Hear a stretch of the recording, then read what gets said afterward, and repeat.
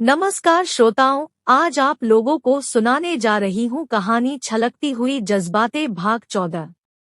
मोहन मन ही मन कहने लगा, तुम्हें तो बोलने की कला अच्छी आती है, मगर मुझे तो बिल्कुल ही नहीं आता। ऐसे में मैं अपनी मन की बात किसी से कह भी नहीं सकता। मुझे तो केवल एक ही काम आता है, नाव चलाना और सवारियों को एक जगह से दूसरी जगह तक पहुंचाना। किसी के दिल को छूने वाली लफ्ज मेरे पास नहीं है।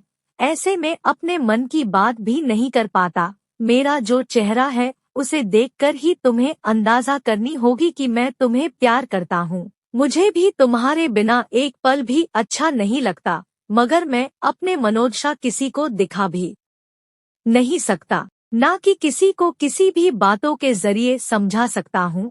अगर तुम्हें समझ में आती है तो समझ लो, मैं न केवल तुम्हारी नाटक तथा तुम्हारी अभिनय को देखने आता हूँ।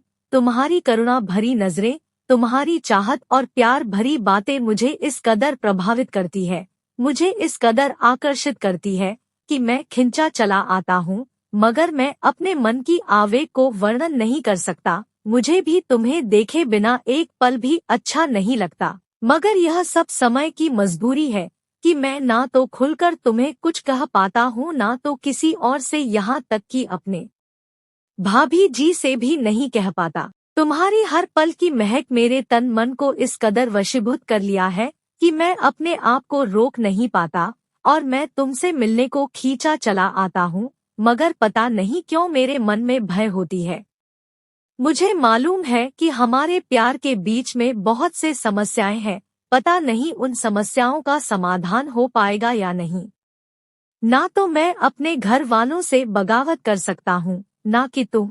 हमारे जीवन में तथा समाज में बहुत से पाबंदियां हैं। उन पाबंदियों ने हम जैसा प्यार करने वालों को इतना जल्द स्वीकार नहीं करता और इतना जल्द कोई मान्यता भी नहीं देता।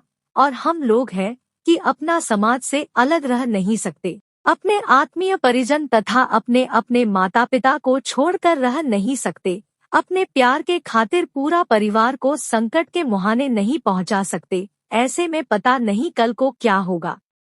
भगवान हमारी सुनेंगे या नहीं यह भी नहीं कह सकते। क्या पता उन्हें भी हमारा प्यार मंजूर है या नहीं।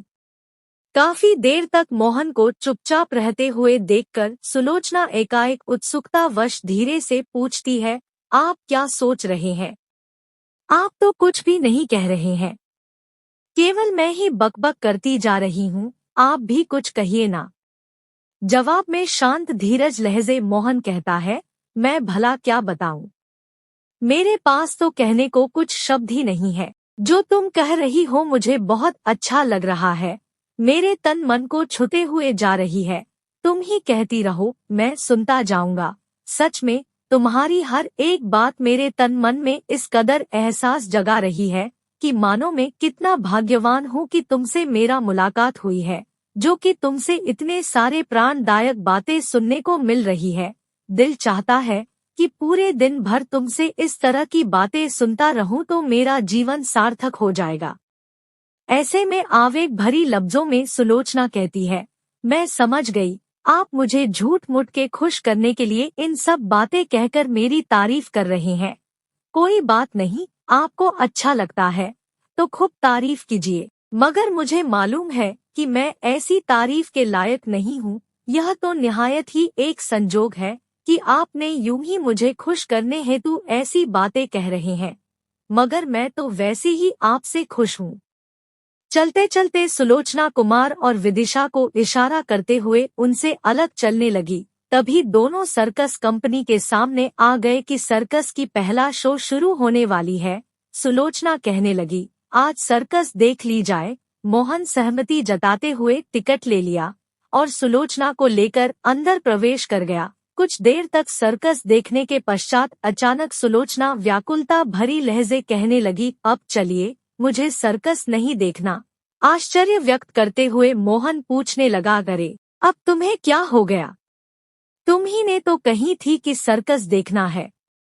थोड़ी नाराजगी भरे अंदाज में सुलोचना कहने लगी, कही थी पर अब नहीं देखना, चलिए जल्दी कीजिए। मोहन भी भला क्या करता, वह सुलोचना के साथ वहां से उठकर बाहर आ गया और दोनों मिलकर मेले में घूमने लगे। मेले के दुकानों में सजे सामान और खिलौना तथा तरह तरह के चीजों को देखने लगे। तभी मोहन फिर से पूछने लगा, अच्छा यह तो बताओ कि तुम्हें सर्कस अच्छे क्यों नहीं लगे? सुलोचना बातों को टालते हुए कहती है, अच्छे नहीं लगे तो नहीं लगे, अब भी क्या बताने होंगे कि अच्छे क्यों नहीं लगे।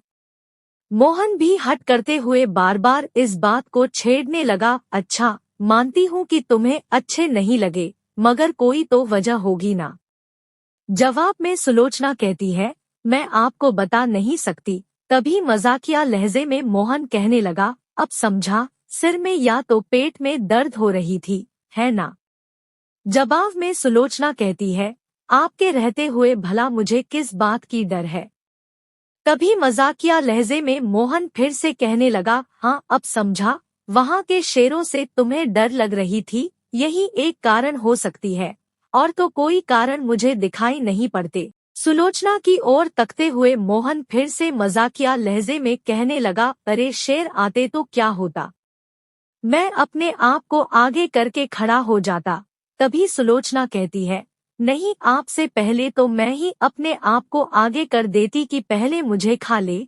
तभी फिर से मोहन कहता है, तब तो हम लोग वहीं पर बैठे रहते हैं, शेर और बंदरों को देखते रहते। ऐसे में सुलोचना एकाएक कहने लगी, शेर और बंदरों को देखते, ना कुछ और दिखे नहीं, लड़कियां कैसे कैसे कपड़े पहन कर रखे हैं, छोटे छोटे कपड़ों में कैसे लग रही थी।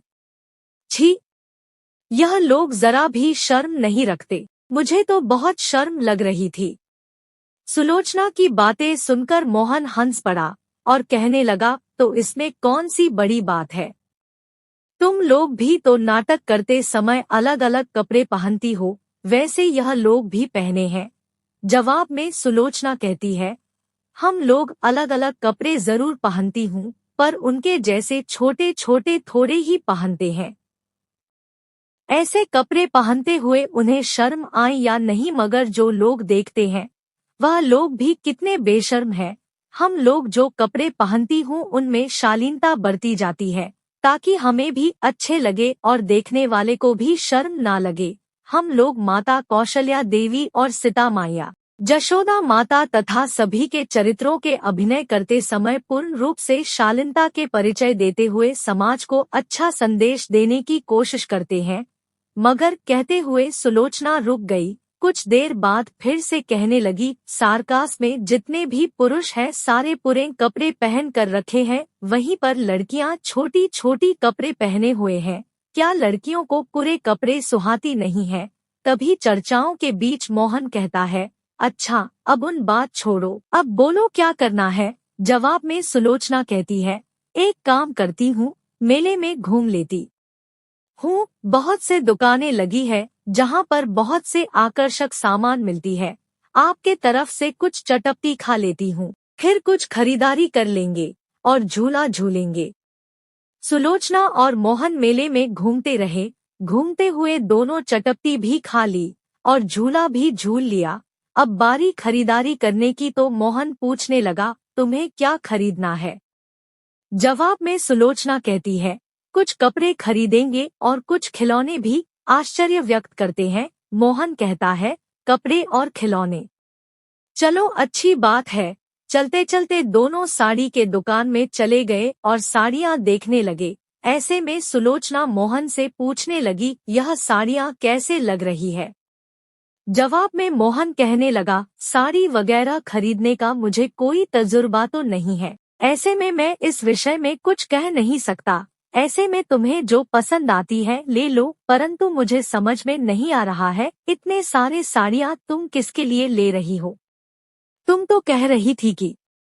जवाब में सुलोचना कहती है, हाँ ठीक ही तो कह रही थी, फिर भी हमारे परिवार है, मेरे माता पिता है, एक भाभी भी है, एक छोटा सा भतीजा भी है, यह सब क्या कम है? यह जो हमारे मास्टर जी है ना, केवल मास्टर जी ही नहीं, वह मेरे पिता समान है, वह मुझे अपना बेटी मानते हैं, तो क्या मैं उन्हें अपना पिता और उनके पत्नी को मां नहीं मान सकती? और यह जो हमारे मंडली है ना, यह मेरे परिवार की तरह है, मैं हमेशा उनके साथ रहती हूँ। यह लोग मेरा इतना ख्याल रखते हैं, तो क्या मैं उनका ख्याल नहीं रख सकती? यह कपड़े मैं कुमार भैया के लिए ले रही हूँ। उसका भी जीवन कथा कुछ मेरे ही तरह है।